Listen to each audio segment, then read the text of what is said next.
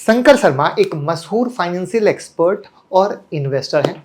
उन्होंने एक recent interview में कहा कि Indian market next 3 to 5 year में जीरो रिटर्न देगा। ये बहुत ही बोल्ड और डराने वाला स्टेटमेंट है। कई रिटेल इन्वेस्टर ने इस न्यूज के बारे में सुना और सवाल करने लग गए कि उन्होंने ऐसा क्यों कहा। लोग काफी डरे हुए हैं कि क्या सच में रिटर्न नहीं मिलने वाला है नेक्स्ट 5 साल में।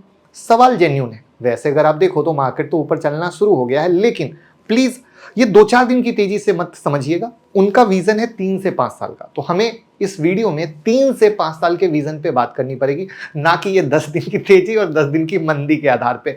तभी आप समझ पाएंगे। तो यानी आपका अगर एक इन्वेस्टर का पॉइंट ऑफ व्यू है तभी ये वीडियो आपके लिए है, वरना ये वीडियो आपके किसी काम की नहीं है। इसके अलावा एक और बहुत बड़ा डाउट आया कि सर एफआईआई फिर से बेचने लग गए, तो कब रुकेंगे। आपको पता ही लगातार बेच रहे हैं। तो अगर आपका भी सवाल ऐसा है तो आप सही है, राइट। तो हम दोनों सवालों के जवाब आज की वीडियो में लेंगे लॉजिक और नंबर के साथ, यानी बतौलेबाजी नहीं करेंगे, डेटा फैक्ट के साथ बात करेंगे, जिससे कि आप समझ पाओ, राइट। तो सबसे पहले गुड न्यूज बता दूं, आप लोगों को स्टॉक सिलेक्शन का बड़ा टेंशन रहता है।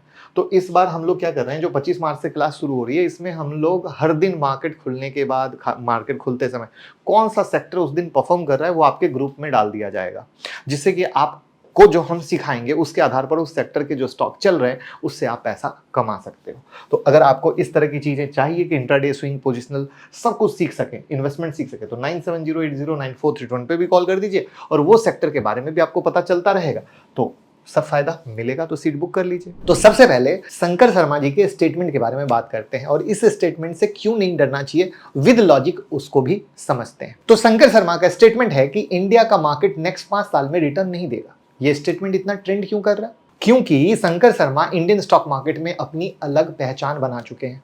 फोर्ब्स मैगजीन ने उन्हें 2007 में अल्केमिस्ट ऑफ दलाल स्ट्रीट का टाइटल दिया था, जो उनकी बेहतरीन स्टॉक पिकिंग स्किल का सबूत है। लेकिन रुक जाइएगा, मैं आज की वीडियो में सिर्फ इनके स्टेटमेंट पे बात नहीं करूंगा। इनके कुछ मजेदार कहानियां हैं जहां पर रिटेल इन्वेस्टर फंसे हैं, उसके भी डेटा को शेयर करूंगा। तो आपको ये पता है कि जब भी कोई लोग कुछ कहते हैं, जैसे कि एक एग्जांपल के लिए यहां पर इस मार्केट की गिरावट में 3 लोगों ने कुछ कहा था, तो मैंने सिर्फ उन 3 लोगों की बात नहीं की, उन्होंने उससे पहले क्या कहा, क्या ये हर बार सही हुए, उसकी भी बात की। तो सेम टू सेम आज शंकर शर्मा जी के स्टेटमेंट पे सिर्फ नहीं जाएंगे, इनके पुराने एक्सपर्ट पे भी जाएंगे कि पुरानी कहानियां कितनी सही हैं, कितनी गलत हैं, तभी आप एक 360 डिग्री फिल्म देख सकते हैं। तो शंकर शर्मा जी क्या हैं, अपने कॉन्ट्रिंग व्यू और तीखी मार्केट इनसाइट के लिए जाने जाते हैं। उनकी शानदार एनालिसिस और फॉरसाइट ने कई लोगों को मार्केट में सफलता दिलाई है। नई और पुराने इन्वेस्टर के लिए वो एक इंस्पिरेशन भी हैं, जो मार्केट के हाई और लो को समझने का हुनर सिखाते हैं। यानी इतने बड़े इन्वेस्टर की बात सीरियस लेना तो बनता है। तो लॉजिकली इस पर बात करते हैं। तो देखिए, हर इन्वेस्टर का एक अपना अलग पॉइंट ऑफ व्यू होता है मार्केट को लेकर। किसी एक शेयर पर एक बायर होता है तो एक सेलर होता है, तभी ट्रेड एग्जीक्यूट होता है, और बायर और सेलर का पॉइंट ऑफ व्यू अलग अलग होता है। सिंपल। तो शंकर शर्मा का व्यू अभी बेरिश है इंडियन मार्केट पर, इसलिए कहा कि जीरो रिटर्न मिलेगा। इस स्टेटमेंट से डरने की जगह आपको इसका मतलब समझना पड़ेगा। जीरो रिटर्न का यह मतलब नहीं है कि आप मार्केट से पैसा नहीं कमा पाएंगे। अब कहेंगे अरे ये कैसे बोल रहे हैं, तो समझिएगा। निफ्टी 50 1 जनवरी 2008 को हाई लगाता है 6357 का, फिर क्रैश आता है 2008 में, उसके बाद रिकवर होकर लगभग ऑल टाइम हाई पर आ जाता है और वहां से 4 साल के कॉन्सलेशन के बाद ब्रेकआउट होता है और तब एक नए बुल रन की शुरुआत होती है। यानी मोटा मोटी 6 साल में जीरो रिटर्न उनके लिए जिन्होंने 2008 के ऑल टाइम हाई पर पैसा लगाया था।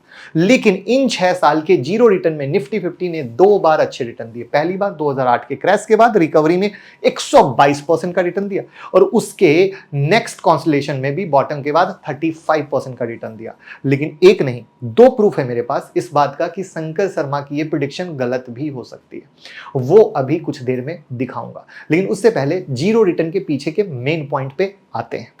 उनके कहने का मतलब है कि ओवरऑल मार्केट जीरो रिटर्न देगा। इसका यह मतलब नहीं कि हम इन 5 साल में पॉजिटिव रिटर्न कभी बीच में नहीं मिलेगा। उनके कहने का मतलब है कि ओवरऑल मार्केट जीरो रिटर्न देगा। इसका यह मतलब नहीं कि इन 5 साल में पॉजिटिव रिटर्न कभी बीच में नहीं मिलेगा। मिलेगा, लेकिन आपको वो खुद अपॉर्चुनिटी खोजनी पड़ेगी। तो आपको डरने की जरूरत नहीं है कि रिटर्न नहीं मिलेगा, लेकिन एक सवाल आता है कि वो इंडिया पर बेरिश क्यों है।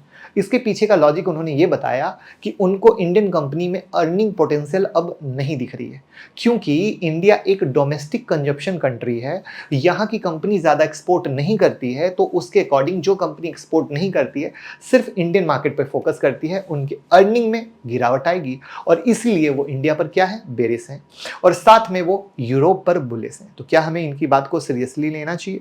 नहीं, मेरा मतलब है सीरियसली लीजिए, लेकिन डरिए मत, क्योंकि ये इंसान है और इनसे भी गलती हो सकती है और इसका प्रूफ दिखाता हूं जो मैंने बोला था, और उस प्रूफ का नाम है ब्राइटकॉम कंपनी। आपको याद होगा 114 रुपए का स्टॉक आज 10 रुपए पे ट्रेड कर रहा है। शंकर शर्मा जी ने मार्च 2024 में लगभग ऑल टाइम हाई पर इस शेयर में इन्वेस्ट किया था और 2 साल होल्ड करने के बाद मार्च 2024 में इन्होंने लगभग 87% का लॉस बुक किया। और सिर्फ इतना ही नहीं, एक और share micro cap company Ishan Dyes, इसमें इन्होंने मार्च 2022 में इन्वेस्ट किया था जब प्राइस लगभग 140 था और जून 2022 में ही लॉस बुक किया था जब प्राइस 92 के पास था। यानी इतना सोच समझ के ट्रेड करने के बाद भी, इन्वेस्ट करने के बाद भी इनको लॉस हुआ। तो पॉइंट, कोई कुछ भी बोले, आपको यह ध्यान रखना होगा कि वो भी इंसान है, उनसे भी गलती हो सकती है, जैसे इन्होंने अपनी स्टॉक एनालिसिस में गलती कर दी। तो अभी जो शंकर शर्मा जी ने कहा कि इंडियन कंपनी की अर्निंग नहीं होगी, वो भी सही हो सकता है और गलत भी।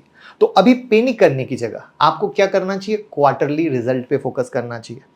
आप 4 से 5 साल में क्या होगा किसी को नहीं पता है, लेकिन अगर नेक्स्ट से 2 से 3 क्वार्टर में हम नजर डालेंगे तो दूध का दूध और पानी का पानी हो जाएगा, पहला।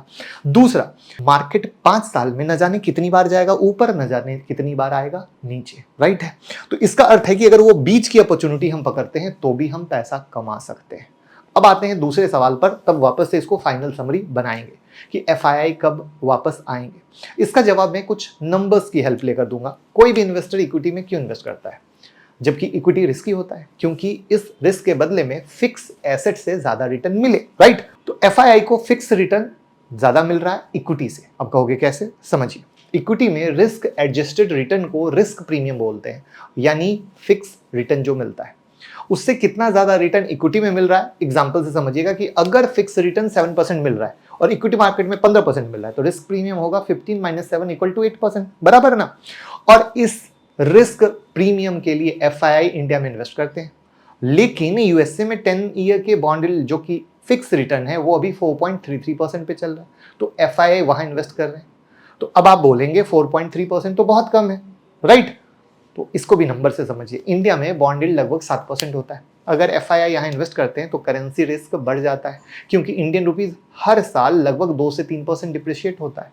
अगर हम 3% डिप्रिशिएशन भी मान लें तो 7 - 3 = 4% यील्ड बनता है एफआईआई के लिए। ऊपर से इंडिया में इन्फ्लेशन जहां अभी 4% के पास है, वहीं यूएसए में 2.3% के पास है। तो एफआईआई इंडिया में इन्वेस्ट करके लगभग 6 से 7% का रिटर्न कमा रहे हैं, वो भी रिस्क फ्री। 6 से 7% कैसे, तो 4.3% का बॉन्ड यील्ड, 2 से 3% का करेंसी रिस्क अवॉइड करके, राइट। सो इंडिया के इक्विटी और बॉन्ड मार्केट दोनों ही अट्रैक्टिव नहीं हुए, किसके लिए, एफआईआई के लिए। इसीलिए वो कहां इन्वेस्ट कर रहे हैं, बाहर। तो अब फिर सवाल है कि क्या एफआईआई नहीं आएंगे, आएंगे, लेकिन तब जब उनको इक्विटी में 12 से 15% का रिटर्न मिलता दिखेगा। तो अब कंक्लूजन निकालते हैं कि देखिए भैया, शंकर शर्मा जी गलत हो सकते हैं, वो 2 बार गलत भी हुए, वो भी मैंने आपके साथ शेयर किया। आप में से कई लोग ब्राइटकॉम में भी फंसे होंगे, और वो 5 साल के विजन की जो बात कर रहे हैं तो उसमें आपको ये समझना है कि 5 साल में न सिर्फ नीचे जाएगा, न सिर्फ ऊपर जाएगा, न बहुत बार ऊपर नीचे करते हुए जाएगा। तो जब ऊपर नीचे करते जाएगा तो बीच का जो गैप होगा वो होगा आपका मेजर पॉइंट, ठीक है। क्योंकि ऐसा तो है नहीं कि ऐसे मरे हुए चलेगा 5 साल तक, सवाल ही नहीं पैदा होता है, सवाल ही नहीं पैदा होता है। तो दैट मींस कि वो जो राइज एंड फॉल की कहानी होगी वहां पर आप एक अच्छा इन्वेस्टमेंट अपॉर्चुनिटी देख सकते हैं। जैसे 2020 के बाद आप देखो 2022 में यूक्रेन के समय मार्केट गिरा था 22-23%, राइट। अब फिर क्या हुआ, वहां से ऊपर गया, और फिर सितंबर में क्या हुआ, वहां से नीचे गिरा। तो ये क्या होता है, rise and fall, rise and fall. तो आप इस तरीके से कमा सकते हो। और एफआईआई कब आएंगे वो मैंने क्लियर कर दिया। तो मुझे नहीं लगता है कि उनकी बातों से कहीं से भी डरने की जरूरत है, बल्कि वैल्यूएशन जब अट्रैक्टिव होंगे तो एफआईआई कुछ भी हो आएंगे, बट वैल्यूएशन अट्रैक्टिव होना जरूरी है। तो उम्मीद करता हूं आपका डर खत्म हो गया होगा। वीडियो पसंद आई होगी तो लाइक कमेंट शेयर कर दीजिएगा।